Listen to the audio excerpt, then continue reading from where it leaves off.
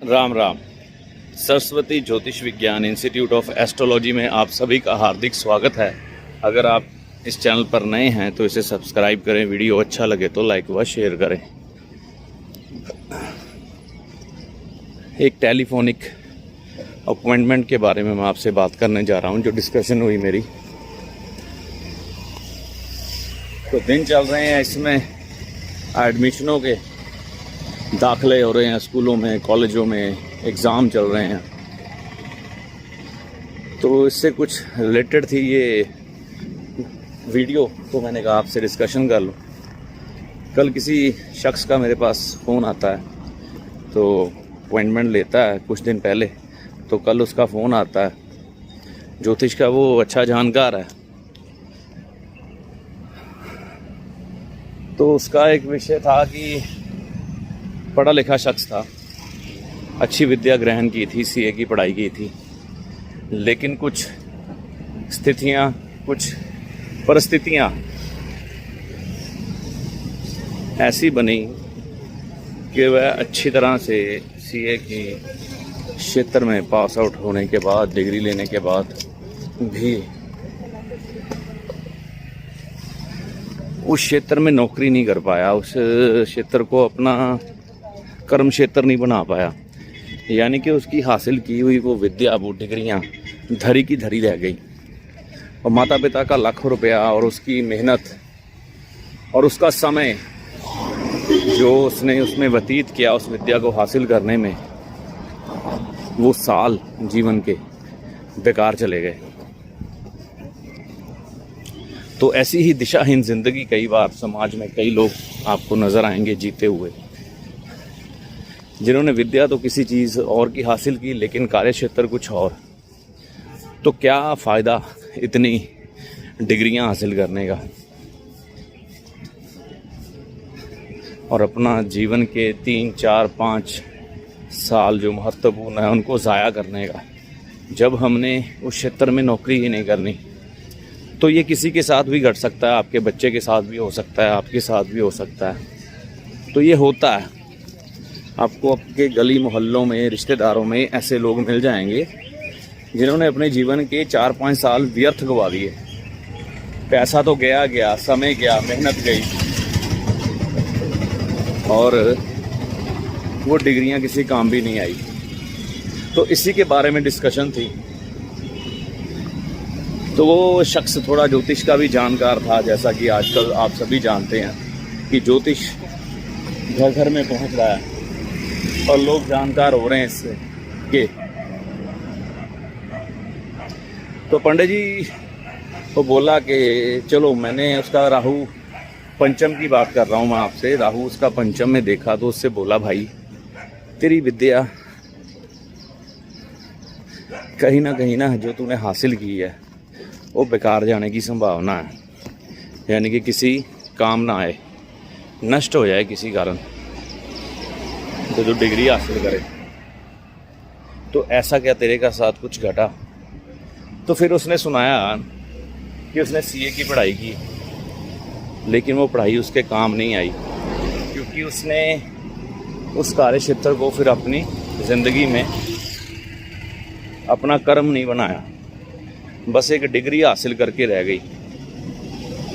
वो डिग्री आज भी उसके पास पड़ी है, लेकिन प्रैक्टिस यहाँ इसको कार्य क्षेत्र को वो अपना नहीं सका। चलो, परिस्थितियाँ कुछ भी रही हों, अब कह सकते हैं उसकी रॉन्ग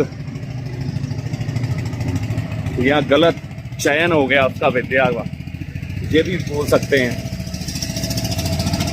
लेकिन पंचम का राहु आपको सीए या शेयर बाजार या स्टॉक मार्केट से संबंधित काम तो देता ही है। तो चयन उसका गलत नहीं था, लेकिन सूर्य और जो राहु है ना, उसका संबंध कुछ तारतम्य के अनुसार नहीं बैठ रहा था। तो समय रहते, उस समय जब उस विद्या ग्रहण कर रहा था, तो उस समय उनको इन चीज़ों का इल्म या ज्ञान नहीं था। तो कहता, आज मुझे थोड़ा बहुत इस चीज़ की समझ है, ज्ञान है, अच्छी समझ रखता हूँ कि राहु पंचम में क्या करता है। तो अब मेरा बेटा बैंकिंग में जा रहा है, तो राहु मेरा भी पंचम में है और उसका भी पंचम में है, तो ऐसा ना हो वो अपने जीवन के 5-7 साल लगा कर बेकार करके बैठ जाए, उसको उस क्षेत्र में नौकरी ना मिले या उस क्षेत्र का जिसका कि उसने विद्या ग्रहण करने के लिए चुनाव किया है उससे उसका मन ही उठ जाए या परिस्थितियां उसको उस तरफ जाने ही ना दें। तो इसके लिए जो मैंने भुगता है, मेरे जीवन के तो 5-7 साल गए, मैं नहीं चाहता कि मेरे बेटे के वे साथ ऐसा हो। तो ये स्थितियां किसी के साथ भी हो सकती हैं, घट सकती हैं। समय रहते ना अपने पंचम के राहु का विवेचन किसी भी अपने ज्योतिष के जानकार या सुयोग्य विद्वान से करवा लें, और उसके जो उचित बनते उपाय हैं ना वो समय रहते करें। कहने का मतलब आज आपका बच्चा विद्या हासिल कर रहा है और आप जाग गए कि आज उपाय कर लूँ, आज वो 15-16 साल का है, 18 साल का है, तो ये गलत होगा। तो अगर आप ज्योतिष के जानकार हैं और अपने बच्चों को उच्च की विद्या आप दिलवाने जा रहे हैं तो अंधी दौड़ में शामिल ना हो। किसी योग्य विद्वान से पहले जान ले कि जो विद्या वो हासिल करने जा रहा है क्या उसका रोजगार भी उससे संबंधित रहेगा या वो इडियट बन के रह जाएगा, पढ़ा कुछ करा कुछ। तो जीवन के ये साल बड़े महत्वपूर्ण होते हैं ज़िंदगी के। 5-10%, 4% हिस्सा अपने जीवन का हम व्यर्थ गवा देते हैं। कई बार जो चीज़ें हमारे काम भी नहीं आने होती उनके पीछे भागते रहते हैं। तो यही उस शख्स के सवाल थे कि मेरे बच्चे के साथ तो ऐसा कहीं कुछ नहीं होगा, हमारा पैसा हमारा समय व्यर्थ ना हो जाए। तो जो उसकी उचित राय उसकी कुंडली के बच्चे की कुंडली के मुताबिक थी वो उसको दी गई। तो कुछ उपाय वो बीच में से जानता था, लेकिन कुछ विशेष उपाय उसकी कुंडली के मुताबिक इस चीज़ को बचाने के लिए कि उसकी विद्या बेकार ना जाए करवाए गए।